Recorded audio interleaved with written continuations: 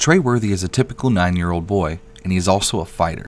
He isn't fighting to preserve our nation's freedom like the Airmen of Fairchild Air Force Base. He is fighting acute lymphoblastic leukemia, and like our nation's military, he refuses to give up.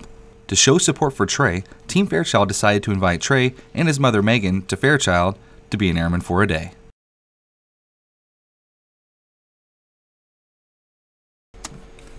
The first stop on the tour was the 92nd Aerospace Medicine Squadron.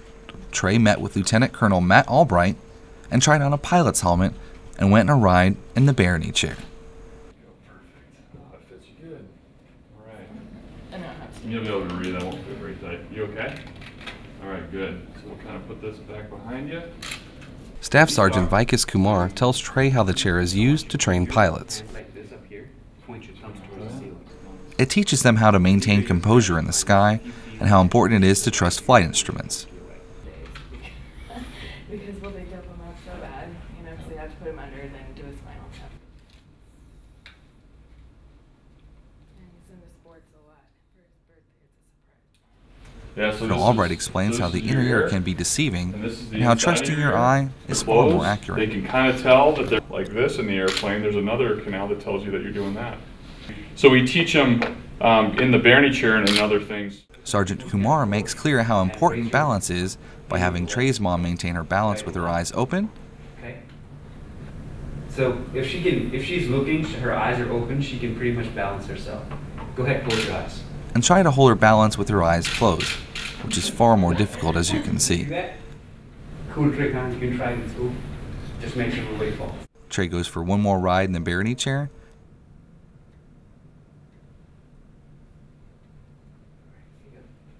And after the ride, the spinning seems to take a toll on his balance. Isn't that weird? How your eyes do that? Do what? Another thing Sergeant Kumar and his team do is train pilots on how to use night vision. Sergeant Kumar stresses the importance of night vision goggles and how pilots use them to fly at night. You turn on your night vision goggles to see. Now this is a terrain board that pilots use training tools like a terrain board during training to help them acclimate to using goggles. Do you see anything right now? Sergeant Kumar uses a green flashlight to check controls so not to blind anyone using the night vision goggles. Tre's next stop is the 92nd Civil Engineer Squadron Fire Department, where he's welcomed in an interesting fashion. Senior Airman Bosley outfits him with a fireman's coat and a helmet to match.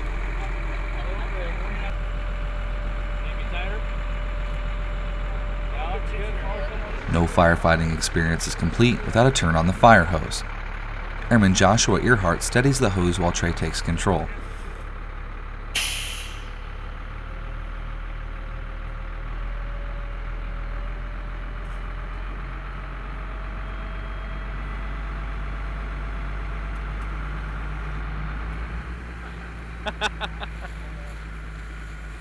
Look at me, buddy.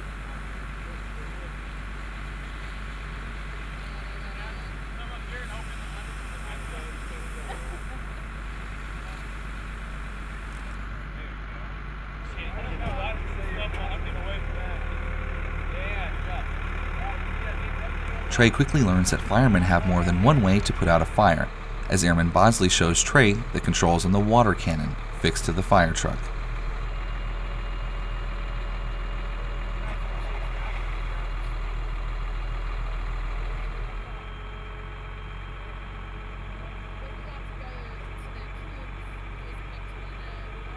Moving on to the Oshkosh Striker, one of Fairchild's firefighting vehicles, firefighter Dave Dinges shows Tre how to operate the Striker's hole-piercing boom, fitted with a water hose and a large spike. The mounted spike is used to puncture an aircraft so water can be pumped in, just in case one catches on fire. This is used when firefighters can't get close enough on foot.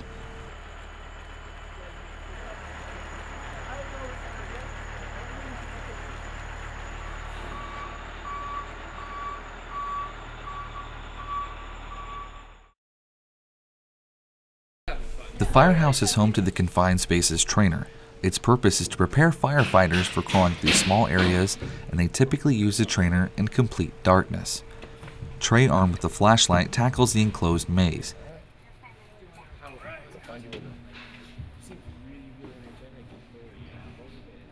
Yeah, which, yeah, I mean, the first 8 months of treatment were hardcore, so. The inside of this device forces the user to climb, squat, and belly crawl to get through it. This simulates rescues such as collapsed houses and sewer systems. Tre's next stop is the 336 Training Group Survival, Evasion, Resistance, and Escape, or SEER. Their mission is teaching pilots and aircrew how to survive different environments in the untimely event of a crash. Airman First Class Casey Blackmon shows Tre the basics of the training parachute harness before using the parachute simulator. Technical Sergeant John Hawley mans the computer controls while Airman Blackmon demonstrates how to use the system. The SEER specialists like to refer to it as a very expensive video game. Tre gives Airman Blackmon directions on navigating with the guidance from Sergeant Hawley. I'm making a lot of turns though. So now you can drift forward. He's got plenty of room. Nope. Oh, there's some jets coming up. That's pretty good. Let's see if we can, we'll put some wind. We hit go, and then you're going to actually do the start jump on him. You can get ready. I'm going to get a harness for you, see if we can get something. The SEER specialist decided it was time to give Tre a shot at the simulator.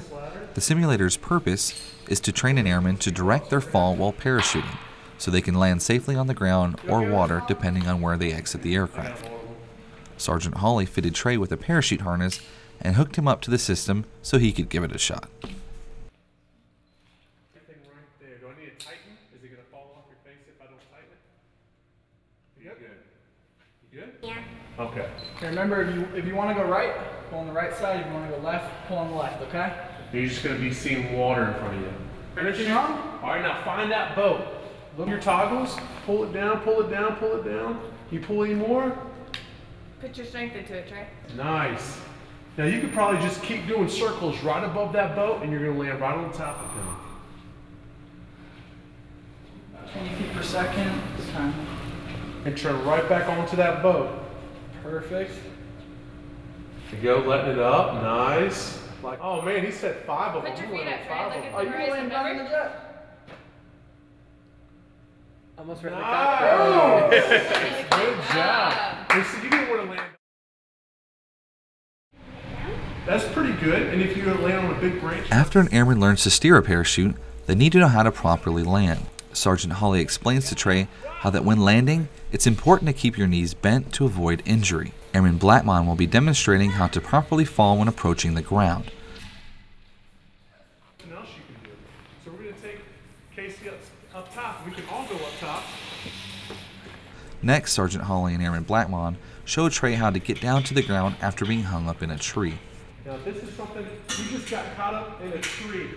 All right, now he's in a tree. And he's hanging pretty good.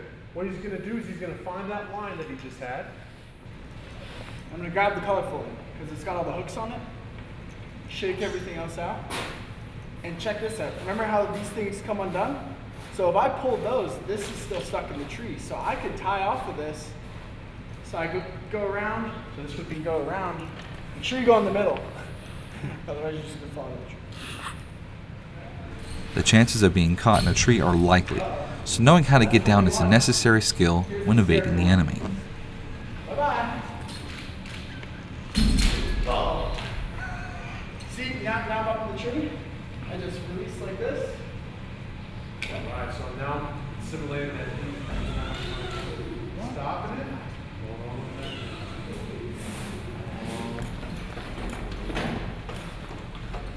Once on the ground, pilots and crew may need to be airlifted out of the area. Airman Blackmon gives insight on how to use the forest penetrator, a piece of rescue equipment, which is lowered down to someone who's stranded to evacuate them from the area. Like in your car, so what I do, I put this around my arm, put it around the other arm, and I'm going to bring my seat right into me, okay? So when you do this, you're going to put it under both your arms. Thumbs up. Tre mans the hoist operation to raise Airman Blackmon to simulated safety. They use the same system in rescue helicopters. Drags his feet on the ground. I do the same thing. Pretty easy, right? Think you can do it? Tre, would you rather go in the basket? Would you rather go in the basket or on this guy right here, this yellow guy? After watching Airman Blackmon be rescued, it's Tre's turn. Throw that under your arms, just like a seatbelt. Perfect. Pull that seat right between your legs. Okay, and you're gonna give it a big bear hug and turn your head to the side, okay? You can do it. Ready? Here we go. These hoists aren't only used to save military members. The 36 rescue flight assists local authorities with rescue operations on occasion. Good job. You just got rescued. Good? All right. Well, now we'll hook up the basket. You can try the basket. Rescue operators use a rescue basket to save airmen that have evacuated over water. What are you thinking about? Maybe McDonald's? You're going to have some McDonald's? Because you're going to be hungry? I want McDonald's. I want McDonald's. You know, I think we might have enough time. The 36 rescue flight is home to the UH-1 Iroquois helicopter. Flight Surgeon Captain Lean Tran sits in the cargo hold greeting Tre as he checks out the inside of the helicopter. Tre gets to use his training on the Forest Penetrator live with the assistance of Flight Engineer Master Sergeant Friedman. Afterward, he meets the pilot, Captain Lauren Robillard.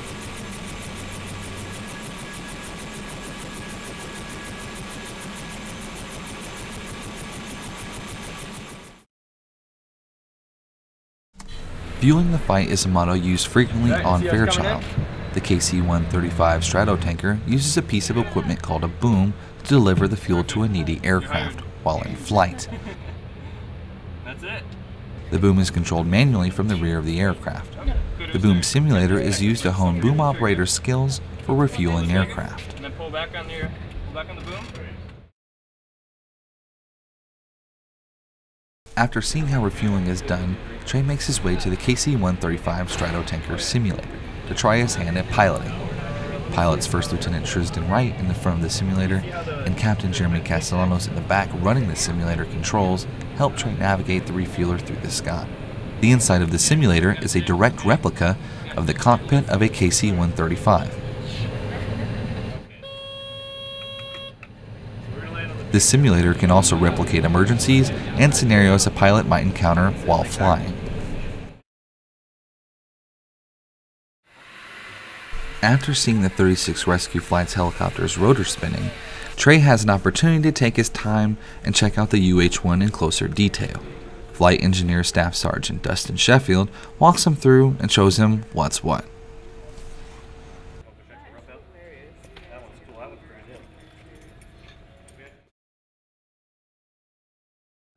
The 92nd Operations Support Squadron opens their hangar doors to young Tre. Senior Airman Jonathan Alisi presents Tre with his very own flight suit. Tre then has a chance to get up close and personal with the massive KC-135 Stratotanker.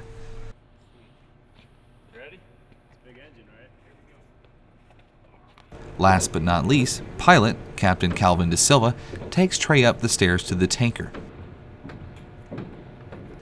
Airman Alisi, a boom operator, gives Tre a tour of the boom pod. You can go down on that side, and I'll go down on this side. Just like the video game. Tre then makes his way to the cockpit. He takes a seat in the co-pilot's chair, and Captain Silva explains a bit more about the KC-135. It moves the thing that's on We have something called autopilot, which once we're level off, it allows us to fly at a constant altitude as we go. The last leg on the tour takes Tre to the air traffic control simulator located in the tower. Senior Airman Matthew Summers gives Tre instructions on how to coordinate the landing of an aircraft. This simulator gives a lifelike feel to just one of the many duties an ATC airman He's on performs. that one. Iron Man's on that one. The option. Iron Man cleared for the option. Iron Man, you need to land. After landing a simulated aircraft, Tre moves upstairs to the top of the tower, where he takes a look at ATC airmen in action. We can't do what we do at Team Fairchild without our community. This is just one way we as military members can give back.